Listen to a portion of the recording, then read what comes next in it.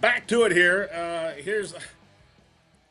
I've got the smartest, best looking lawyer in all of America. Now I'm sitting here in Washington D.C. and I see a lot of lawyers, and I can tell you that this next guest, he's smarter, he's intellectually superior, he's physically superior. He's just a specimen. Steve Doolin, here he is, everybody. Doolin, welcome back to the program.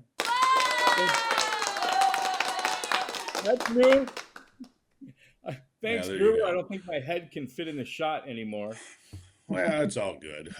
Professor, I got to ask you this again because it happened again last night.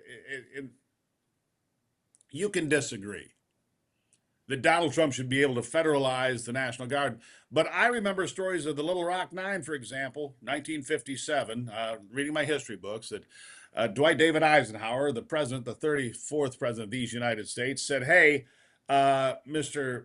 Governor of Arkansas, I'm going to take the National Guard away from you that you're surrounding Little Rock High School with. I'm going to federalize that National Guard, and we are going to desegregate that school with these 9 black children, the Little Rock Nine, right? So Yep. this is not unprecedented.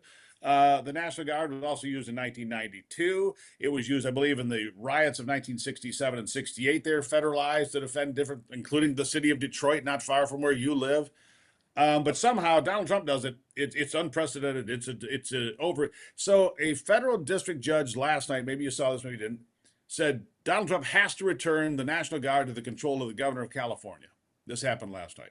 And and then the Ninth Circuit Court of Appeals said, yeah, actually he doesn't. We'll have some hearings over the next few days. I mean, these federal district courts is what I'm getting at. These people are way out of control. This is not the way it's supposed to work. A federal district judge in a district in Louisiana or California or even Michigan, wherever, it's a local judge, isn't it? You control this federal district. You can issue an injunction for this federal district, but you can't make it unilateral for the country. And that's where this has got to be fixed. Well, that is how it has worked up till recently, for the Right. most part. And Congress can fix it. Congress can these courts were created by Congress, and the only one created by the Constitution is the U.S. Supreme Court.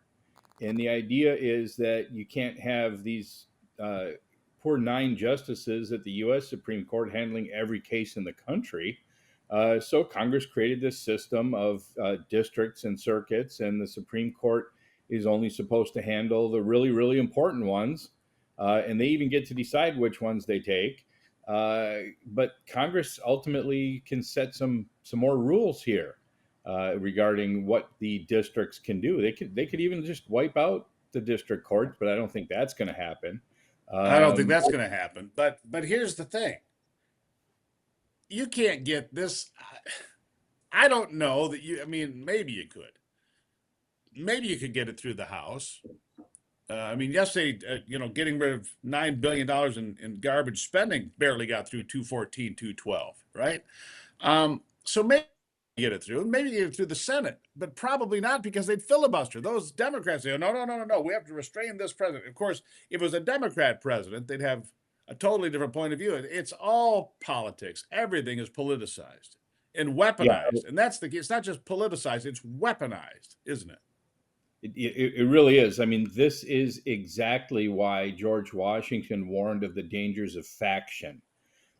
He was Yeah. very concerned that the loyalty would be to the party and not to the country, that the struggle for power and the desire for the power and the glory would overtake an individual's loyalty. And it certainly happened. His dire predictions have certainly come true. And this is, we're acting like I mean, our Congress is acting exactly like some of the stories from history from the Greeks and the Romans. And, our founders had read that history and knew it very well, better than I do, certainly. And they understood that the natural human tendency is to seek power and glory, feed our egos. And that's what these folks are doing. They have a team, and they're more concerned about their team than they are about the success of the country. You and I don't matter to them. What matters At is all. right at all. And that's obvious. That's obvious to a child in some instances. And I don't know if we matter at all to either side most days. I mean, one side seems to be a hell of a lot less concerned because I wear a red hat or whatever. And what about this other stunt yesterday? I don't know if you saw this. Senator Padilla of California comes ramming in to this hearing with Christy Nome, making this big scene, and they don't know who he is. And he comes in and he's bulleting his way in, and the security's trying to hold him back. He's trying to fight his way through. It's all made for TV. And he Oh, gets taken out. He's handcuffed. Of course, he's taken out and handcuffed. You just threatened the Secretary of Homeland Security. What did you think was going to happen? Because you're a senator, you can just come in and rush the podium? I mean, this is such garbage, isn't it? yeah. I was on an elevator with Pat Buchanan back when he was a candidate. He was a presidential candidate. I don't know if you remember that Right? era, but I 1996. so I'm on this elevator. It's two Secret Service agents and Pat Buchanan and I. And I got kind of excited. I was a younger guy then. And I said, Mr. Buchanan, but I said it kind of loudly because I was excited. And so the two Secret Sure. Service guys moved to block. One had his hand under his coat. The other one put his hand on my chest just because I said Mr. Buchanan a little loudly. Right. Security is a real thing. And he was moving aggressively and loudly. And like you said, how are these guys supposed to know who he is?